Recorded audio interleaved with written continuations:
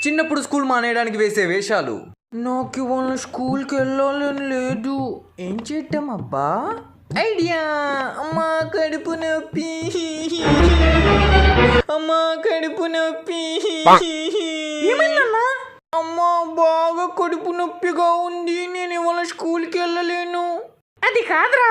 ఏది కాదమ్మా, నేను బతకడం కన్నా స్కూల్కి వెళ్ళడమే ముఖ్యమా అమ్మా? ఒకసారి నేను చెప్పేది వినరా. నేనేం వెళ్ళలేనమ్మా, నీ కాలు పట్టుకుంటే ఈ ఒక్కరోజు ఇంట్లో ఉండి రేపటి నుంచి వెళ్తానమ్మా. ఏమైంది?